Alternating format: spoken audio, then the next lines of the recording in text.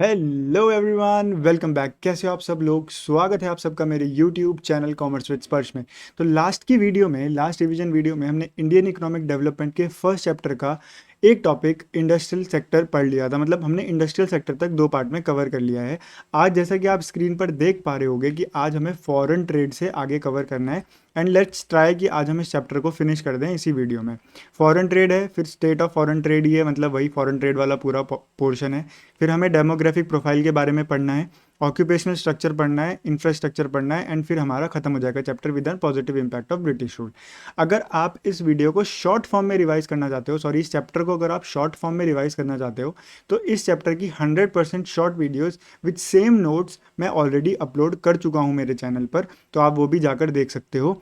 और अगर आपको एक गो में सारा रिवीजन करना है तो आप ये वाली वीडियो से भी पूरी तरीके से पढ़ सकते हो। जस्ट अ सेकेंड, ठीक है। तो अब हम स्टार्ट करते हैं अपने फॉरेन ट्रेड के साथ। नाउ फॉरेन ट्रेड में इंडिया को बिफोर द ब्रिटिशर्स एक बहुत अच्छी पोजीशन पे था। मतलब एक बहुत ऊंचाई मिल चुकी थी हमारे फॉरेन ट्रेड को। हम बहुत अच्छा एक्सपोर्ट करते थे, बहुत अच्छा हमारा जो इंडस्ट्री का जो भी प्रोडक्ट्स थे वो बहुत अच्छे से फॉरेन ट्रेड हुआ करते थे। तो India acquired eminence in the area of foreign trade since the ancient time. मतलब पुराने ज़माने से ही फॉरेन ट्रेड में हमारा बहुत अच्छी पकड़ थी। लेकिन prior to British rule, prior to the British rule, India was well known exporter of the finish goods. हम क्या थे? एक वेल नोन एक्सपोर्टर थे फिनिश गुड्स के, like cotton, silk, textile, iron goods, wooden goods. मतलब हर चीज़ में जो भी फिनिश गुड्स थे उसके बहुत अच्छे हम एक्सपोर्टर हुआ करते थे, वेल नोन एक्सपोर्टर हुआ करते थे। ब्रिटिशर्स ने हमें क्या कन्वर्ट कर दिया? हमें फिनिश गुड्स का एक्सपोर्टर नहीं बनाया, हमें रॉ मटेरियल का एक्सपोर्टर बना दिया, वो भी अपनी ब्रिटेन की इंडस्ट्रीज़ के लिए। हम स्टार्टिंग से पढ़ते आ रहे हैं कि ब्रिटिशर्स ने हमें किस तरीके से एक्सप्लॉइट किया। हमने अपना एग्रीकल्चर सेक्टर देखा कि उन्होंने वहाँ पे क्या किया, वहाँ पे इंफ्रास्ट्रक्चर बिल्ड नहीं किया, वहाँ पे जमींदारी सिस्टम लेके आए। फिर हमने इंडस्ट्रियल सेक्टर पढ़ा कि उन्होंने इंडस्ट्रियल सेक्टर को किस तरीके से ख़राब किया। उन्होंने हमारी हैंडीक्राफ्ट्स ख़त्म करी, हैंडीक्राफ्ट इंडस्ट्री ख़त्म करी, और अपने जितने भी ब्रिटेन में प्रोड्यूस्ड गुड्स थे उनको इंडिया में लेके आए। तो डोमेस्टिक मार्केट ख़त्म कर दी, कोई भी प्राइवेट प्राइवेट सेक्टर को डेवलप नहीं होने दिया। ठीक है, सारे जो हैवी कैपिटल गुड्स थे उसके लिए हम बाहर वाली इकोनॉमी पे, बाहर वाली कंट्रीज़ पे डिपेंडेंट थे। इसी तरीके से फॉरेन ट्रेड को भी उन्होंने ख़त्म किया। हम एक्सपोर्ट करते थे, बहुत अच्छा एक्सपोर्ट करते थे, लेकिन हम क्या एक्सपोर्ट करा करते थे? हम फिनिश गुड्स एक्सपोर्ट करा करते थे। इन्होंने हमें किस चीज़ में कन्वर्ट कर दिया? इन्होंने हमें कन्वर्ट कर दिया एक्सपोर्टर ऑफ रॉ मटेरियल में, जो कि इनके यहाँ इंडस्ट्रीज़ में हेल्प करता था। तो Britishers converted India into the net exporter of the raw material and importer of the finish goods. हम फिनिश गुड्स के इंपोर्टर में कन्वर्ट हो चुके थे, पहले हम एक्सपोर्टर हुआ करते थे फिनिश गुड्स के। ठीक है, it was all due to the discriminatory policy. This is very important point. ये सब हुआ क्यों? Because of the discriminatory policy of trade and tariff pursued by the British government. British government ने हमारे ऊपर डिस्क्रिमिनेटरी पॉलिसीज लगा दी थी trade की। हम जो भी एक्सपोर्ट करते थे रॉ मटेरियल का, उस पर कोई टैरिफ नहीं था, उस पर कोई टैक्स नहीं था। लेकिन जो हम एक्सपोर्ट फिनिश गुड्स का करते थे उस पर हैवी टैक्स लगा दिया। जो हम इंपोर्ट करते थे ब्रिटिश गुड्स का, ब्रिटेन से आने वाले गुड्स का, उन पे कोई टैक्स नहीं लगाया। ठीक है, तो इस तरीके से कुछ ऐसी पॉलिसीज फ्रेम करी जो कि कंप्लीटली डिस्क्रिमिनेटरी थी। इसकी वजह से हमारा जो फॉरेन ट्रेड था वो पूरी तरीके से खत्म हो गया। तो स्टेट ऑफ फॉरेन ट्रेड अगर मैं 3 पॉइंट में कवर करूं, तो 3 पॉइंट में हमें कैसे कवर करना है? Net exporter of raw material and importer of finish goods. हमें ब्रिटिशर्स ने एक्सपोर्टर बना दिया रॉ मटेरियल का, इंपोर्टर बना दिया फिनिश गुड्स का। हमारे ऊपर पूरी तरीके से जो फॉरेन ट्रेड पे पूरी तरीके से मोनोपोली कंट्रोल था वो ब्रिटेन का ही था। मतलब जितना भी हम एक्सपोर्ट इंपोर्ट कर रहे थे वो मेजर पार्ट हम ब्रिटेन को कर रहे थे, मतलब और कंट्रीज़ में हम कर ही नहीं रहे थे। ब्रिटिशर्स ने इस तरीके से हमें एक्सप्लॉइट करने की कोशिश करी। हमारे पास सरप्लस ट्रेड था, हम सरप्लस ट्रेड करते थे। मतलब सरप्लस ट्रेड मतलब जो एक्सपोर्ट की पोजीशन है that was greater than the position of import, but for whose benefit? This was only done for the benefit of the British government. तो ये 3 पॉइंट हैं, इनको फटाफट से रीड कर लेते हैं। किस तरीके से? Net exporter of raw material due to the exploitative colonial policy of trade and tariff, India became the net exporter. मैंने अभी आपको एक्सप्लेन करा कि इन्होंने किस तरीके से कॉलोनियल पॉलिसी हमारे ऊपर अप्लाई करी थी। किसके एक्सपोर्टर बन चुके थे हम? प्राइमरी प्रोडक्ट्स के, जैसे कि रॉ सिल्क, रॉ कॉटन, वूल, जूट, इंडिगो, शुगर। क्योंकि ये सारी चीज़ें हमारे को जो हम एक्सपोर्ट करते थे ब्रिटिशर्स को, उनके इंडस्ट्रीज़ में ब्रिटेन में काम आती थी। एट दी सेम टाइम उसी समय we became the importer of the finish goods produced by the Britain industries. Now sir what is finish goods, आप मैक्रो में भी पढ़ोगे, जब आप नेशनल इनकम वाला चैप्टर पढ़ोगे वहाँ पे भी आप ये पॉइंट पढ़ोगे, finish goods are those goods which have crossed the boundary line of production and are available for sale, या फिर which are ready for use, जो यूज़ करने के लिए पूरी तरीके से रेडी है, उसको भी हम फिनिश गुड्स बोल सकते हैं। ठीक है, तो हम क्या बन गए थे, हम बन गए थे importer of the finish goods produced in the Britain industries. Composition of export and import reflected utter backwardness of the Indian economy. और जो ये कॉम्पोजिशन था ना एक्सपोर्ट और इम्पोर्ट का, इससे प्रॉपरली दिख रहा था कि हमारी इकोनॉमी कितनी बैकवर्ड है, जो ये इन्होंने एक्सप्लॉयटेटिव पॉलिसीज हमारे ऊपर लगा दी थी। Second point is monopoly control of India's foreign trade. Foreign trade पे पूरी तरीके से मोनोपोली कंट्रोल था ब्रिटिश रूल के अंदर, ब्रिटेन गवर्नमेंट का। ठीक है, इन्होंने क्या किया, इसमें दो ऑब्जर्वेशन है। पहली कि 50% इंडिया का foreign trade direct great Britain को था। ठीक है, रेस्ट कुछ चाइना को था, कुछ श्रीलंका को था जिसको सिलोन बोलते थे उस टाइम पे, कुछ पर्शियन को था जो अब ईरान है। बाकी पूरा कंट्रोल इंडिया के फॉरेन ट्रेड पे ब्रिटेन का ही था। ठीक है, उसके बाद while export of the primary product of the from India supplied inputs to the Britain industries, जो हम एक्सपोर्ट करते थे प्राइमरी प्रोडक्ट का वो ब्रिटेन की इंडस्ट्रीज़ को जाता था, वहाँ पे उन इंडस्ट्रीज़ में जो सामान बनता था वो पूरा का पूरा इंडिया में आ जाता था। तो इस तरीके से ब्रिटेन ने पूरा मोनोपोली कंट्रोल हमारे फॉरेन ट्रेड पर भी बना रखा था।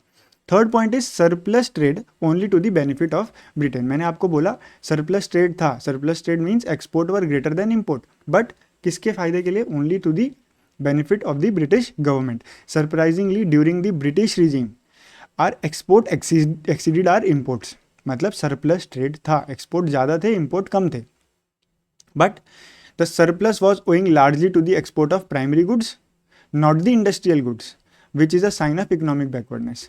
हम सारा का सारा अपना नेचुरल रिसोर्स, सारा का सारा अपना रॉ मटेरियल ही दे रहे थे, इंडस्ट्रियल गुड्स तो दे ही नहीं रहे थे, मतलब कुछ प्रोड्यूस करने के बाद कुछ एक्सपोर्ट कर ही नहीं रहे थे। दैट मीन्स हम सारा प्राइमरी गुड्स दे रहे थे, हम फिनिश गुड्स दे ही नहीं रहे थे।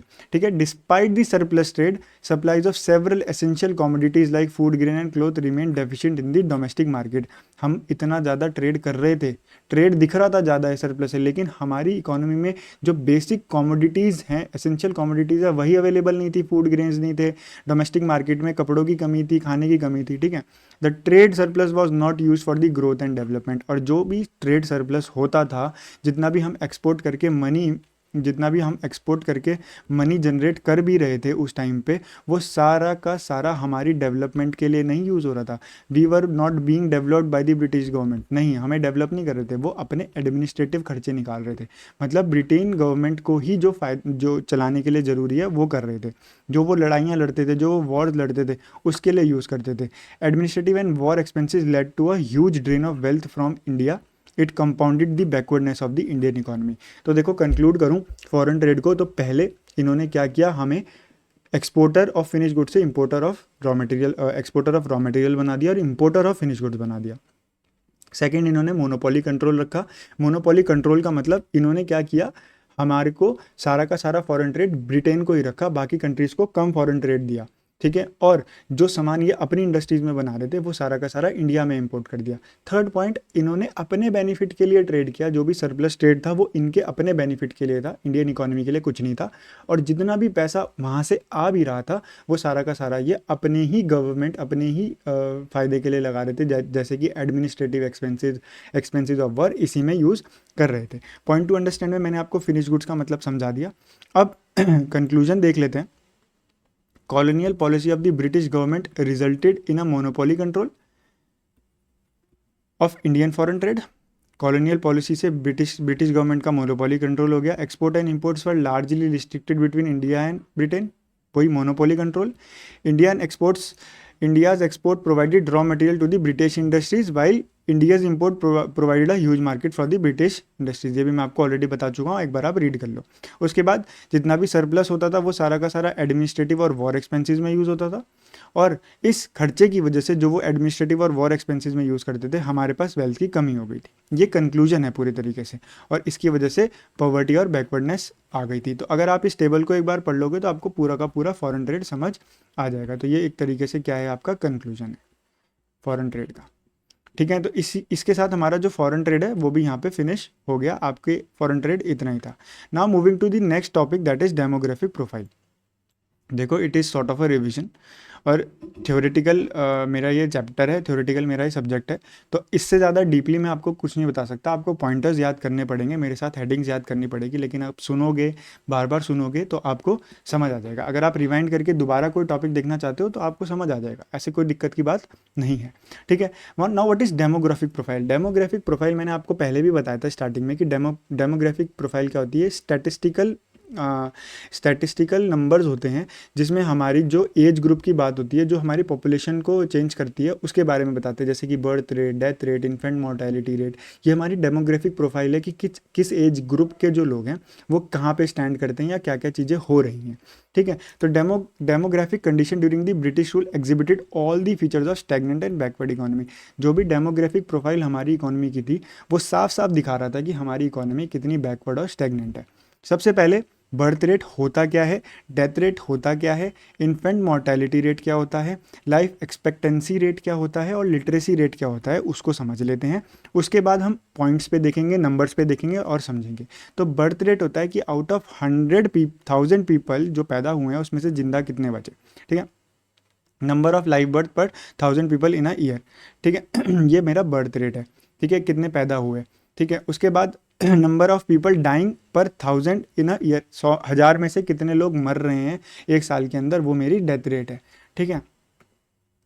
उसके बाद इन्फेंट मोर्टेलिटी रेट में death rate of children below the age of 1 year पर 1,000 लाइव बर्थ। हजार हजार जानों में से जो पैदा हुए हैं, 1,000 बच्चे जिनकी उम्र 1 साल से कम है, उसमें से कितने बच्चे हैं जो मर गए, वो इन्फेंट मोर्टेलिटी रेट है। लाइफ एक्सपेक्टेंसी क्या होता है? लाइफ एक्सपेक्टेंसी बेसिकली कि एक एक इंसान की नॉर्मल लाइफ कितनी है, कितना वो जी जाएगा, एक एक्सपेक्टेड लाइफ कितनी है, नंबर ऑफ ईयर्स वो कितना जी पाएगा, उसको लाइफ एक्सपेक्टेंसी बोलते हैं। ठीक है। लिटरेसी रेट कि एक प्रोपोर्शन ऑफ इंडिविजुअल्स में से किसी पर्टिकुलर एज ग्रुप में कितने लोग ऐसे हैं जो लिख सकते हैं, पढ़ सकते हैं, यानी कि पढ़े लिखे लोग कितने हैं एक एज ग्रुप में से। ठीक है। तो बर्थ रेट, डेथ रेट की अगर मैं बात करूँ तो बर्थ रेट और डेथ रेट दोनों बहुत हाई थे हमारे, जब हम हमारी जो हमें जो इंडिपेंडेंस मिली उस टाइम पे, on the eve of independence. तो birth rate and death rate were very high, 48 and 40 per 1,000 respectively. ठीक है। जिसकी वजह से हमें दिख रहा था कि हमारी कंट्री में बहुत ज़्यादा पॉवर्टी है। उसके बाद infant mortality rate was very high. हमारी कंट्री में जो पैदा होने वाले बच्चे थे एक साल के अंदर वो बहुत मर रहे थे, 218 पर 1,000। 1,000 में से 218 बच्चे ऐसे थे जो मर जाते थे, जिंदा नहीं बचते थे, जिसको आज हम 33 पर 1,000 पे लेके आ गए हैं। ठीक है। ये भी हमारी पुअर हेल्थ केयर से कनेक्टेड था, क्योंकि हमारे पास हेल्थ केयर बहुत अच्छा नहीं था, ब्रिटिशर्स ने हमें कोई डेवलप नहीं करा, हमारे हेल्थ केयर पे कोई ध्यान नहीं दिया। उसके बाद लाइफ एक्सपेक्टेंसी रेट इतनी कम थी कि हम 32 साल की उम्र में ही मर जाते थे। ठीक है। जो आज के टाइम पे देखा जाए तो 69 ईयर्स है, मतलब ऑन एन एवरेज 69 तक लोग जी जाते हैं। ठीक है। इससे पता चलता है कि अगेन हेल्थ केयर फैसिलिटीज़ नहीं थी, लोगों के अंदर अवेयरनेस नहीं थी, कुछ लैक ऑफ मीन्स नहीं थे जिनको वो यूज़ कर सके बचने के लिए, ज़िंदा रहने के लिए। उसके बाद अगर मैं लिटरेसी रेट की बात करूं तो literacy rate was less than 16%, मतलब 16% से कम लोग ऐसे थे। अगर मैं 100 की बात करूं तो 100 में से सिर्फ 16 लोग ऐसे थे जिनको पढ़ना लिखना आता था, बाकी के बाकी 84 लोग ऐसे नहीं थे जिनको पढ़ना लिखना आता हो। ठीक है। ये अगेन बैकवर्डनेस दिखाता है, इकोनॉमिक बैकवर्डनेस दिखाता है। फीमेल लिटरेसी तो इवन 7% तक थी, मतलब अगर 100 फीमेल्स हैं तो उसमें से आउट ऑफ ओनली 7 फीमेल्स वर जो पढ़ सकती थी, लिख सकती थी। और अगर टोटल की बात करें तो 100 में से सिर्फ 16 लोग ऐसे थे जो पढ़ लिख सकते थे। ठीक है। इससे पता चलता है कि हमारी इकॉनमी जेंडर बायस भी थी, हमारी सोसाइटी में लड़कियों को उतनी इंपॉर्टेंस नहीं दी जाती थी। तो ये कुछ डेमोग्राफिक प्रोफाइल के बारे में यहाँ पे बात लिखी गई है। अगर आप डेमोग्राफिक प्रोफाइल के नंबर्स को पढ़ना चाहते हो तो यहाँ पे नंबर्स भी हैं, ये कुछ नोटेबल पॉइंट्स हैं जो आप पढ़ सकते हो, जैसे कि the history of demographic transition 1921 is regarded as the year of great divide. 1921 को हम ईयर ऑफ ग्रेट डिवाइड कहते हैं। Important point for your MCQ. मैंने अपने शॉर्ट्स में बोला है कि आप पॉज करके ये सारे पॉइंट्स पढ़ सकते हो। यहाँ पे नंबर्स लिखें। ठीक है। आपसे एग्जैक्टली नंबर्स तो पूछे नहीं जाएंगे आपके पेपर में, लेकिन हाँ आपसे एमसीक्यू में ये पूछा जा सकता है कि which year was denoted as the year of great divide. ठीक है। 1921 में हुआ क्या था? Population growth in India was never consistent. India में जो पॉपुलेशन की ग्रोथ थी वो कभी कंसिस्टेंट नहीं थी। ठीक है, कभी बढ़ती थी कभी घट जाती थी, फ्लक्चुएट करती रहती थी। ठीक है, वो फ्लक्चुएट करती थी, increasing in one census decreasing in another. ठीक है, इसमें it describe the first stage of demographic transition. तो 1921 में हुआ क्या, 1921 में वो एक स्टेबिलिटी दिखाने लग गई कि अब बढ़ रहे तो बढ़ ही रहे हैं, घट रहे हैं तो घट ही रहे हैं, तो ऐसा कुछ हुआ था। तो the census of 1921 showed a decline of 0.07 crore from 25.21 to 25.14 in 1921। After 1921 India entered into the second stage of demographic transition where यहाँ से हमें कंसिस्टेंट राइज दिखना शुरू हुआ, इसलिए इसको बोलते हैं ईयर ऑफ ग्रेट डिवाइड। यहाँ से हमें अपनी पॉपुलेशन चेंज अलग से दिखने लगी। ठीक है, अब it is the year after this the total population India never decline. इसके बाद एक ऐसा टाइम आया है आज तक कि हम कभी अपनी पॉपुलेशन को कम कर ही नहीं पाए। 1931 में बढ़ी, फिर 1941 में बढ़ी, फिर 1951 में बढ़ी। ठीक है, a consistently rising population led to excessive burden of maintenance investment. अब इससे क्या हुआ कि हम अपनी इकोनॉमी को मेंटेन ही नहीं, हम लोगों को मेंटेन ही नहीं कर पा रहे थे, बढ़ते जा रहे थे बढ़ते जा रहे थे, इंडिया पे खर्चा बढ़ता जा रहा था। ठीक है, हम मेंटेनेंस में बिल्कुल जीरो हो गए थे, अपनी एग्जिस्टिंग मेंटेनेंस, अपनी एग्जिस्टिंग पॉपुलेशन को मेंटेन ही नहीं कर पा रहे थे। हमें बहुत इन्वेस्टमेंट करने की ज़रूरत थी, इसके लिए हमारी जीडीपी की ग्रोथ बहुत ज़रूरी थी। ठीक है, लेकिन हमारी जीडीपी हमेशा लो रही, तो हम इन्वेस्ट कर ही नहीं पाते थे। ठीक है, high maintenance and low investment for GDP growth is another parameter for backwardness and stagnation of Indian economy. And because of this reason, because हमें इन्वेस्टमेंट ज़्यादा करनी पड़ रही थी, जीडीपी ग्रोथ नहीं दिखा रही थी, हम एग्रीकल्चर सेक्टर से बाहर ही नहीं आ पा रहे थे, और एग्रीकल्चर सेक्टर में भी हम सब्सिस्टेंस फार्मिंग पे भरोसा करते थे, हम कमर्शलाइज हो ही नहीं पा रहे थे, जो जीडीपी को बिल्कुल भी कंट्रीब्यूट नहीं कर रही थी। तो इसकी वजह से हमारी जो इकोनॉमी है वो बैकवर्ड और स्टैग्नेंट होने लग गई। ठीक है, ये सारे पॉइंट्स हैं जो आप ईयर ऑफ ग्रेट डिवाइड को बता सकते हो, में एक्सप्लेन कर सकते हो। तो आप एक बार फिर से दोबारा से ये रीड कर लो, लास्ट के 2 पॉइंट भी आप रीड कर लो, आपको ये चीज़ समझ आ जाएगी। इस पर हम ज़्यादा टाइम अपना इन्वेस्ट नहीं कर सकते, मैं आपको पूरा का पूरा डेमोग्राफिक प्रोफाइल पूरी ऊपर पढ़ा चुका हूँ। Now moving to our next topic, that is occupational structure. Now occupational structure में क्या है सर, ऑक्यूपेशनल स्ट्रक्चर में हम ये देखते हैं कि हमारी जो वर्किंग पॉपुलेशन है वो डिफरेंट सेक्टर्स में किस तरीके से एलोकेटेड है। दैट मीन्स प्राइमरी सेक्टर में काम करने वाले लोग कितने हैं, सेकेंडरी सेक्टर में काम करने वाले लोग कितने हैं, टर्शरी सेक्टर में काम करने वाले लोग कितने हैं। तो majorly on the eve of independence जो हमारी इकोनॉमी थी उसमें जो एग्रीकल्चर सेक्टर था उसने मेजर प्रोपोर्शन रोक के पकड़ के रखा हुआ था। मतलब हमारी जो मेजर पॉपुलेशन थी वो एग्रीकल्चर सेक्टर पे ही थी, मतलब प्राइमरी सेक्टर पे ही थी। तो आइए एक बार रीड कर लेते हैं occupational structure. What is occupational structure? It refers to the distribution of working population across primary, secondary and tertiary sector of an economy, कि कितने लोग प्राइमरी सेक्टर में हैं, कितने लोग सेकेंडरी सेक्टर में हैं और कितने लोग टर्शरी सेक्टर में हैं। तो अगर मैं आपको इस टेबल से समझाऊं तो अगर आप देखो, out of 100 72.7% people were involve in primary sector, यानी कि agricultural labour, forestry, fishery, mining, animal husbandry, plantation, इसमें लोग थे। और इसमें भी अगर आप नंबर्स देखो तो around 50% people were involve in agriculture. समझ रहे हो आप, मतलब अगर हमारी इकोनॉमी में 100 लोग काम कर रहे हैं तो उसमें से पूरे के पूरे 50 लोग तो एग्रीकल्चर ही कर रहे हैं। तो इससे भी जीडीपी ग्रोथ कहाँ से होगी? और ये भी क्या, ये भी किस में बिलीव करते थे? ये भी सब्सिस्टेंस फार्मिंग में बिलीव करते थे, मतलब सेल्फ कंजम्पशन के लिए। उसके बाद आप देखो सेकेंडरी सेक्टर में out of 100 only 10% people were involve in secondary sector. अगर आप फिर भी देखो सेकेंडरी में और टर्शरी में भी बहुत फ़र्क है। टर्शरी सेक्टर में ज़्यादा काम करते थे और आज भी इंडिया अपनी सर्विसेज के लिए जानी जाती है, प्रोडक्शन के लिए इतना जानी नहीं जाती है। लेकिन मोदी गवर्नमेंट ने ट्राई करा, मेक इन इंडिया वाला प्रोसेस लेके आए, इंडिया में प्रोडक्शन को बढ़ावा दिया। तो आज भी अगर देखो तो आप सर्विस सेक्टर में इंडिया ज़्यादा बूम करती है देन प्रोडक्शन सेक्टर। तो टर्शरी सेक्टर में out of 100 17% people were there, जिसमें ट्रेड आता है, कॉमर्स आता है, ट्रांसपोर्ट फैसिलिटीज़ आती है, कम्युनिकेशन फैसिलिटीज़ आती हैं और अदर सर्विसेज आती हैं। बिल्डिंग कंस्ट्रक्शन और small scale large scale industries अभी भी अगर आप देखो उस टाइम पे भी देखो तो 9% 1.1%। तो अगर आप ये सारे पॉइंट्स पढ़ोगे तो इन सारे पॉइंट्स में मैंने वही चीज़ एक्सप्लेन करी है जो अब मैंने आपको, मतलब वही चीज़ एक्सप्लेंड है जो मैंने आपको टेबल में समझाई। That is in agriculture 72.7% people were engaged in the primary sector, जिसमें agriculture was the principal component, that is 50%। ठीक है, जबकि अगर आप और कंट्रीज़ में कंपेयर करो, इंग्लैंड यूएसए में 2% था, 12% जापान में था, जर्मनी में सिर्फ 4% था जो एग्रीकल्चर पे डिपेंडेंट थे, लेकिन इंडिया में 50% people were dependent on the agriculture. उसके बाद इंडस्ट्रीज़ में बेयरली 9% लोग काम करते थे, लेकिन यूएसए में और इंग्लैंड में 42% 39% इन जापान ये लोग प्रोडक्शन ज़्यादा करते थे, तो ऑब्वियसली जीडीपी को ज़्यादा ग्रोथ मिलती थी, इसलिए ये लोग आज ज़्यादा डेवलप्ड हैं। ठीक है, और जो इंडिया का एग्रीकल्चर से इंडस्ट्री पे ट्रांजिशन हुआ वो भी ज़्यादा बढ़िया नहीं था।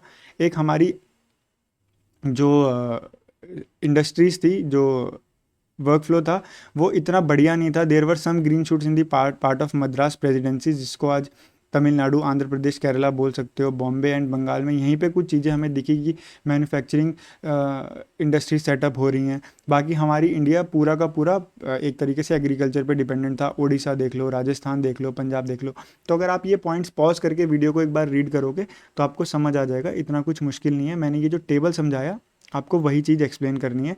इसके अंदर 3 पॉइंट है। पहला point was agriculture sector the primary source of principal source of occupation, उसका industries and significant source of insignificant source of occupation and insignificant transition from agriculture to industries. मतलब हम अपने आप को एग्रीकल्चर छोड़ के इंडस्ट्री में ला ही नहीं पा रहे थे, हम फिर भी एग्रीकल्चर पर ही बिलीव करते थे। कुछ मोटे मोटे एरियाज़ में मैंने आपको बताया कि वहाँ पे दिखने लगा था कि हम मैन्युफैक्चरिंग पे जा रहे हैं, बट फिर भी हम मेजर एरियाज़ में एग्रीकल्चर पर ही थे। इसकी वजह से this pointed to the backwardness and lopsidedness of the Indian economy. ठीक है जी, हो गया। अब देखो रिवीजन है, पेपर आ रहा 18 को। अब अगर मैं बिल्कुल डीपली एक एक लाइन रीड करके आपको समझाऊंगा तो उतना मज़ा नहीं आएगा। ठीक है, आई होप आपको occupational structure with this pie chart समझ आ गया होगा। तो आज हमने अभी तक क्या क्या कवर कर लिया? हमने फॉरेन ट्रेड कवर कर लिया, हमने डेमोग्राफिक प्रोफाइल कवर कर लिया, और हमने अपना ऑक्यूपेशनल स्ट्रक्चर भी यहाँ पे पूरे तरीके से देख लिया है। Now moving to our last next topic, sorry, that is infrastructure. Now infrastructure is what? Infrastructure includes all those elements which bring the economic change and the social change in the economy. ठीक है, economic change मतलब transport, communication, banking, power, energy. Social change education, health, housing facilities, जो कि हमारी growth और development का एक foundation है। तो इंफ्रास्ट्रक्चर वो एलिमेंट जो हमारी इकोनॉमी में इकोनॉमिक चेंज लाए और सोशल चेंज लाए। इकोनॉमिक चेंज जैसे कि ट्रांसपोर्ट, कम्युनिकेशन, सोशल चेंज जैसे कि एजुकेशन और हेल्थ। तो क्या इंडिया का infrastructure on the eve of independence अच्छा था? क्या ब्रिटेन ने ऐसा कुछ किया? तो देखो उन्होंने किया, नो डाउट उन्होंने किया, कुछ किया जो उनके फ़ायदे के लिए था, लेकिन उन्होंने कभी ये सोच के नहीं किया कि हम इंडिया को या इंडिया के इंफ्रास्ट्रक्चर को डेवलप कर रहे हैं। उन्होंने सिर्फ उन चीज़ों पे काम किया जिससे उनकी कॉलोनियल गवर्नमेंट को फ़ायदा हो, जिससे वो एक्सप्लॉयटेशन अच्छे से कर सकें। जैसे कि उन्होंने रेलवेज़ को डेवलप किया, क्यों? क्योंकि वो मूव कर सके विद इन इंडिया, बहुत अच्छे से ईजी हो जाए उनका ट्रांसपोर्ट। उन्होंने पोर्ट्स डेवलप किए ताकि वो import export to the Britain and from Britain अच्छे से कर सकें। उन्होंने पोस्ट एंड टेलीग्राफ को डेवलप करने की कोशिश करी, क्यों? ताकि वो communication channel within the colonial government in India वो कर सकें अच्छे से। उन्होंने रोड्स को डेवलप किया ताकि पोर्ट्स तक सामान आ सके, ईजिली जा सके। तो वही सारी चीज़ें यहाँ पे लिखी हैं, एक बार आप रीड करो। मैं आपको बता देता हूँ, रेलवेज़ को इंडिया में 1850 में इंट्रोड्यूस किया गया ताकि वो ट्रांसपोर्ट फैसिलिटीज़ को बढ़ा सकें। Interiors of the colonial India में जिस जिस सेक्टर पे कॉलोनियल गवर्नमेंट रूल कर रही थी वहाँ पे वो ट्रांसपोर्ट कर सकें, इसीलिए उन्होंने रेलवेज़ को इंट्रोड्यूस किया ताकि वो इंडिया के कोने कोने तक ब्रिटिश प्रोडक्ट्स पहुँचा सके। ठीक है, पोर्ट्स को डेवलप किया, क्यों? ताकि वो एक्सपोर्ट इम्पोर्ट कर सकें, export of raw material, import of finish goods. ठीक है, उसके बाद पोस्ट एंड टेलीग्राफ को उन्होंने किया, क्यों? क्योंकि वो एडमिनिस्ट्रेटिव एफिशिएंसी बढ़ाना चाहते थे, आपसी जो बातचीत है उसको बढ़ाना चाहते थे। ठीक है, लॉ एंड ऑर्डर को मेंटेन करने के लिए उन्होंने ये सब किया। उसके बाद उन्होंने रोड्स को क्यों डेवलप किया? क्योंकि इंडिया के जगह जगह से जहाँ जहाँ से वो रॉ मटेरियल खींचना चाह रहे हैं उसको वो रोड्स के ज़रिए पोर्ट्स तक पहुँचा सकें from different part of India, इसलिए उन्होंने किया। तो उनका अगर मैं मोटिव देखूं तो उनका जो मोटिव है वो कहीं से भी इंडिया को डेवलप करना नहीं है। उनका जो मोटिव है मेरे भाइयों, उनका मोटिव है सिर्फ और सिर्फ एक तरीके से कॉलोनियल एक्सप्लॉयटेशन को बढ़ाना, to facilitate the colonial exploitation of the Indian economy. Clear? तो इंफ्रास्ट्रक्चर भी बहुत ज़्यादा उन्होंने हमारे इंफ्रास्ट्रक्चर पे कुछ काम नहीं किया। आज हमारे इंडिया में अगर रेलवेज इतनी अच्छे से काम कर रही हैं, that is all because of the British government. क्यों? क्योंकि उन्होंने अपनी कॉलोनियल एक्सप्लॉयटेशन करनी थी, इसलिए उन्होंने ये सब काम करके हमें दिया। ठीक है जी। Now moving to the last topic, was there any positive impact of the British rule in India? क्या इंडिया के ऊपर ब्रिटिश रूल का कोई पॉजिटिव इम्पैक्ट था? डू यू थिंक कि कोई पॉजिटिव इम्पैक्ट था? आपके जहन में सबसे पहले क्या आता है? आपको क्या लगता है कि अगर ब्रिटिशर्स इंडिया में आए थे तो उनकी करी हुई कोई चीज़ ऐसी जो आज हमें फ़ायदा दे रही हो? नो। तो अगर मैं मेनली बात करूँ तो सर्टेनली नॉट। उन्होंने ऐसा कुछ नहीं किया जिससे हमें कोई पॉजिटिव इम्पैक्ट दिख रहा हो। उन्होंने सिर्फ हमारा एक्सप्लॉयटेशन किया। लेकिन कुछ चीज़ें, सर्टेन पॉइंट्स वर देयर जहाँ पे पॉजिटिव इम्पैक्ट था। सर्टेनली मतलब पूरे तरीके से पॉजिटिव हमें इम्पैक्ट नहीं देखने को मिला, लेकिन कहीं कहीं पे था। जैसे कि उन्होंने फार्मर्स को एक कमर्शियल आउटलुक दिया। उन्होंने फार्मर्स को बताया कि सिर्फ और सिर्फ फार्मिंग करने, अपने सेल्फ कंजम्पशन के लिए फार्मिंग करने से आपका गुजारा नहीं होने वाला है, आपको अपना सामान बेचना भी पड़ेगा। ठीक है।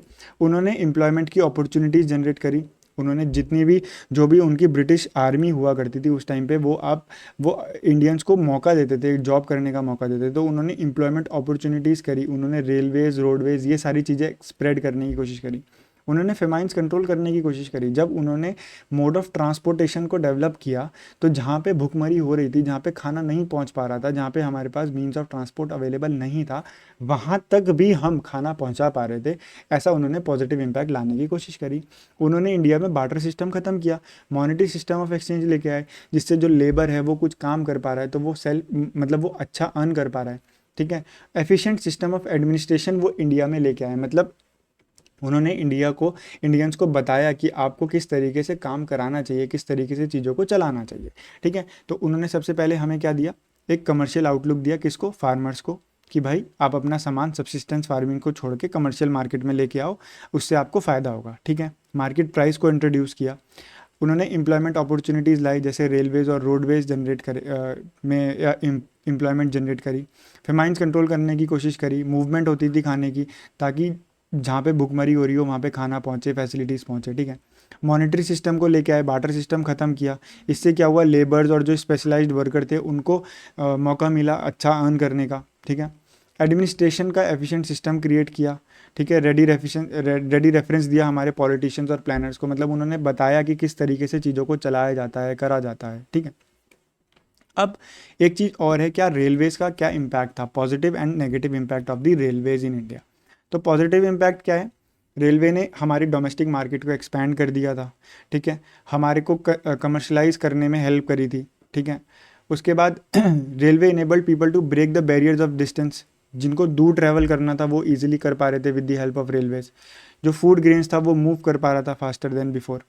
नेगेटिव इम्पैक्ट क्या था? नेगेटिव इम्पैक्ट ये था कि भाई ब्रिटिशर्स जो रेलवे लेके आए थे वो कॉलोनियल एक्सप्लॉयटेशन के लिए तो रेलवेज लेके आए थे। मतलब वो हमें एक्सप्लॉइट ही तो कर रहे थे। वो जो भी प्राइमरी प्रोडक्ट ऐसी ऐसी जगह से निकाल के ले गए जहाँ जा पाना मुश्किल था, लेकिन रेलवेज लाए, रेलवे बनवाई, हमसे ही बनवाई, और वो एक्सप्लॉइट कर पा रहे थे। ठीक है। इंडिया में जो फिनिश गुड जा रहा था वो इतने अंदर तक जा रहा था कि वहाँ के लोग भी इन्फ्लुएंस हो रहे थे। तो रेलवे से उन्होंने एक्सप्लॉइट करने की कोशिश करी और हमारे लिए कुछ पॉजिटिव इम्पैक्ट आया। बार्टर सिस्टम आप सबको पता है क्या होता है? जब हम गुड्स के लिए गुड्स एक्सचेंज करते हैं तो उसको हम बार्टर सिस्टम बोलते हैं। तो all in all this was your chapter number 1, Indian economy on the eve of independence, जिसको हमने पूरे तरीके से कवर कर दिया। Indian economy on the eve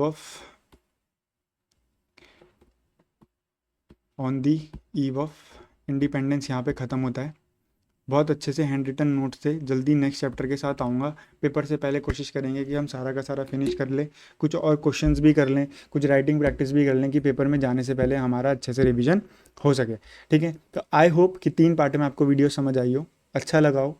I know I don't have that much public on this channel as of now, लेकिन जो भी ये वीडियो देख रहा है, अगर आपको 1% भी ये वीडियो हेल्प कर रही है तो please please please share it with your friends. अगर आप चैनल पर नए हो तो चैनल को सब्सक्राइब करो, अच्छा लगेगा, मोटिवेशन मिलेगा। और अगर आपको अच्छा लग रहा है तो प्लीज़ कमेंट में मेरे को बताओ कि मैं क्या इम्प्रूव कर सकता हूँ, क्या और आपके लिए लेके आ सकता हूँ जिससे आपकी हेल्प हो, या फिर आपको अच्छा लग रहा है तो क्या अच्छा लग रहा है, प्लीज़ कमेंट करके ज़रूर बताएं। Till then thank you so much for watching this video, जो यहाँ तक आ गया है इस वीडियो को देखने के लिए। Till then meet you in the next video. Till then, bye bye, take care, stay happy, stay connected, stay fit. Jai Hind.